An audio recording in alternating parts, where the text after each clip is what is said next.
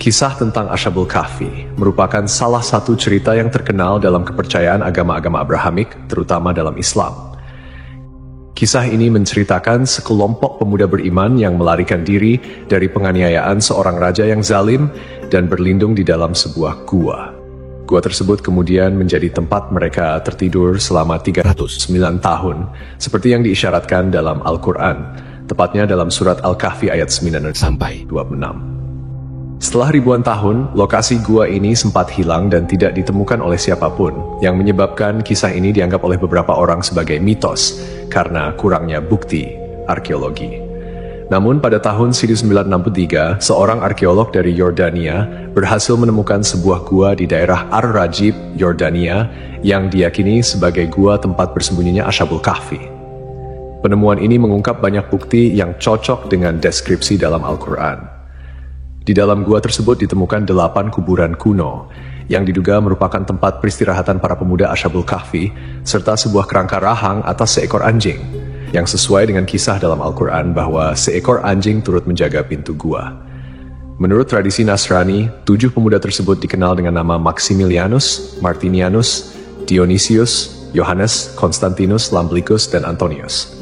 Sementara dalam Islam, nama-nama mereka tidak disebutkan secara spesifik dalam Al-Quran, namun beberapa ulama dan sejarawan menyebut mereka sebagai Martellius, Cassitius, Sidemius, Mixalmina, Mikaslimina, dan Tamliha. Terdapat juga seorang pemuda penggembala yang membawa serta anjingnya untuk menjaga mereka.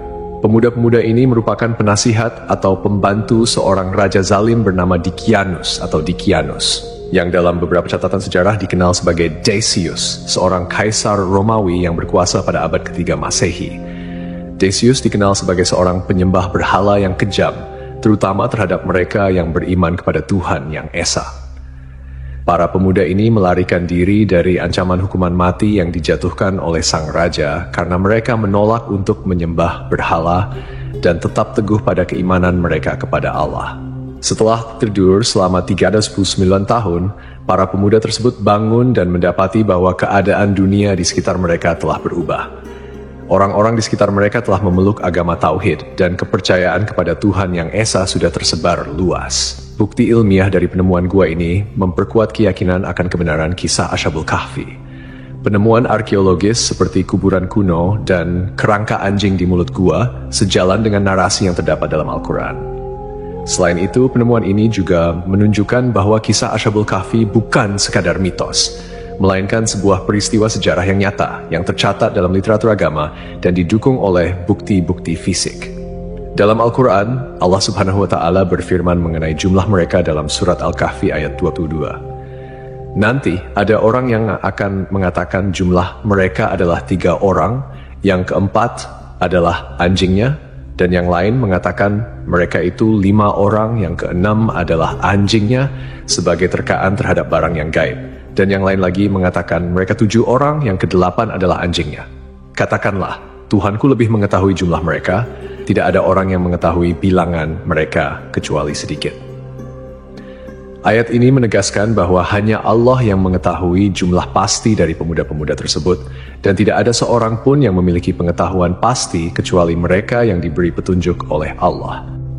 Ashabul Kahfi, seperti yang disebutkan dalam Al-Quran surat Al-Kahfi ayat 11, tidak hanya merupakan bukti kebesaran Allah, tetapi juga mengandung detail-detail yang menunjukkan mukjizat dan keajaiban yang hanya bisa diketahui melalui wahyu.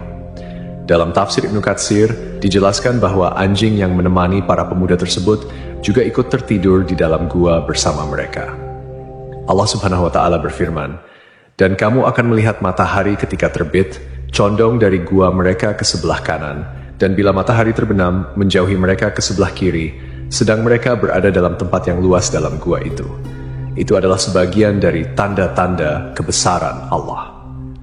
Barang siapa yang diberi petunjuk oleh Allah, maka dialah yang mendapat petunjuk. Dan barang siapa yang disesatkannya, maka kamu tidak akan mendapatkan seorang pemimpin pun yang dapat memberi petunjuk kepadanya.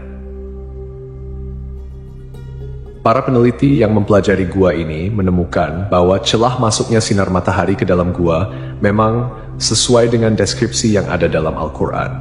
Celah gua di sebelah selatan mengarah ke barat daya. sehingga ketika seseorang berdiri di dalam gua pada waktu sore, sinar matahari akan bergerak ke arah kanan dan memberikan ruang untuk melihat pemandangan luar gua. Pada waktu siang hari, sinar matahari tidak masuk ke dalam gua, sedangkan saat matahari terbenam, sinar tersebut hanya sedikit dan sesaat memasuki gua. Fenomena ini sangat menakjubkan karena menggambarkan akurasi detail yang disampaikan dalam wahyu yang kemudian dibuktikan oleh penelitian modern. Selain itu, ditemukan pula tulisan dalam berbagai bahasa kuno di dinding gua yang mengisyaratkan tentang keesaan Tuhan. Ini menimbulkan pertanyaan besar, bagaimana mungkin Rasulullah SAW bisa mengetahui detail kisah ini yang terjadi 5 abad sebelum kelahirannya dan sebelum turunnya Al-Quran?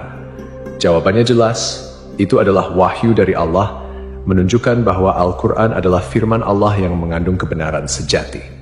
Meskipun ada perdebatan tentang lokasi pasti Gua Ashabul Kahfi, bukti historis, arkeologis, dan astronomis menunjukkan bahwa gua tersebut terletak di daerah Ar-Rajib, sekitar 13 km sebelah selatan kota Amman, Yordania. Beberapa sahabat Nabi Muhammad SAW seperti Ubaidah bin Al-Jarrah, Muawiyah bin Abu Sufyan, dan Ibnu Abbas pernah mengunjungi gua ini dan menyebutkan bahwa mereka melihat tulang belulang para penghuni gua. Bangunan di atas gua tersebut pada awalnya adalah sebuah gereja yang kemudian beralih fungsi menjadi masjid pada masa kekuasaan Islam. Di dalamnya terdapat pilar-pilar batu yang tidak sama tingginya, membentuk lingkaran yang diduga merupakan bangunan yang disebut dalam Al-Quran. Dan demikianlah kami pertemukan mereka dengan manusia, agar manusia itu mengetahui bahwa janji Allah itu benar, dan bahwa kedatangan hari kiamat tidak ada keraguan padanya. Seorang pakar geologi, Nazim Al-Kailani, dalam penelitiannya menyatakan bahwa tanah di gua ini memiliki peran penting dalam menjaga keutuhan kondisi tubuh para penghuni gua. Tanah di kawasan Gunung Rakim mengandung karbohidrat, kalsium, magnesium, serta tumbuh-tumbuhan dan hewan yang jenuh dengan radium. Material ini mengandung unsur logam uranium yang berkilau dan menghasilkan sinar alfa, beta, dan gamma. Jenis-jenis sinar ini diketahui mampu mensterilkan dan menjaga kualitas kondisi daging serta tumbuhan dari kebusukan. Selain penjelasan dari sudut pandang teologis dan sejarah, beberapa ilmuwan juga telah mencoba memahami mengapa tubuh para pemuda Ashabul Kahfi tidak hancur meski tertidur selama lebih dari 3 abad. Dalam Al-Quran, terdapat petunjuk-petunjuk yang bisa menjadi dasar ilmiah untuk memahami fenomena ini. Allah Subhanahu wa Ta'ala berfirman dalam surat Al-Kahfi ayat 15, "Dan kamu mengira mereka itu bangun, padahal mereka tidur, dan kami bolak-balikkan mereka ke kanan dan kiri, sedang anjing mereka menjulurkan kedua lengannya di depan pintu gua." Surat Al-Kahfi. Dari ayat ini terdapat beberapa pelajaran yang bisa kita ambil, terutama terkait dengan bagaimana Allah menjaga tubuh para pemuda Ashabul Kahfi selama mereka tertidur. Salah satu cara yang dilakukan Allah adalah dengan membolak-balikan tubuh mereka, sehingga menghindari terjadinya ulcus decubitus atau pressure ulcer, yaitu luka yang disebabkan oleh tekanan berkelanjutan pada satu bagian tubuh. Jika seseorang berbaring dalam satu posisi dalam waktu yang sangat lama, aliran darah ke bagian tersebut bisa terhambat, yang akhirnya menyebabkan kerusakan jaringan karena kekurangan oksigen dan nutrisi. Dengan memutar posisi mereka secara berkala, Allah menjaga integritas tubuh mereka. Ibnu Katsir, seorang mufasir terkenal, juga menjelaskan dalam tafsirnya mengenai surat Al-Kahfi ayat 11 bahwa Allah dengan hikmahnya menjaga para pemuda ini dari sinar matahari yang berlebihan.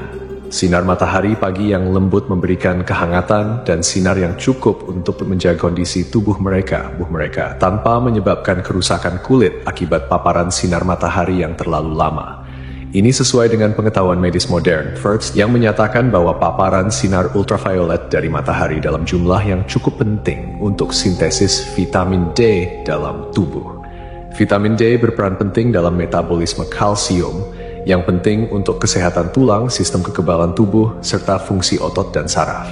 Namun, paparan sinar matahari yang berlebihan bisa merusak kulit dan menyebabkan penyakit. Dalam ayat yang sama, Ibnu Katsir juga menambahkan bahwa posisi gua yang terbuka ke arah utara memungkinkan sirkulasi udara yang baik, sehingga gua tersebut tidak menjadi lembab atau pengap. Ini juga memberikan petunjuk bahwa gua tersebut memiliki sirkulasi udara yang cukup untuk menjaga kesegaran di dalamnya.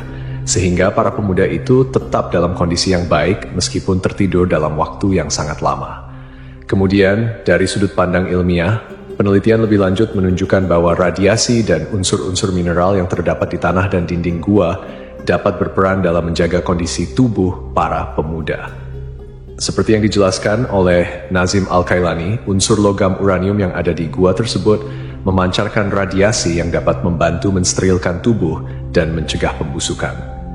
Ini adalah bukti lain dari kekuasaan Allah yang mengatur segala sesuatu dengan sangat sempurna.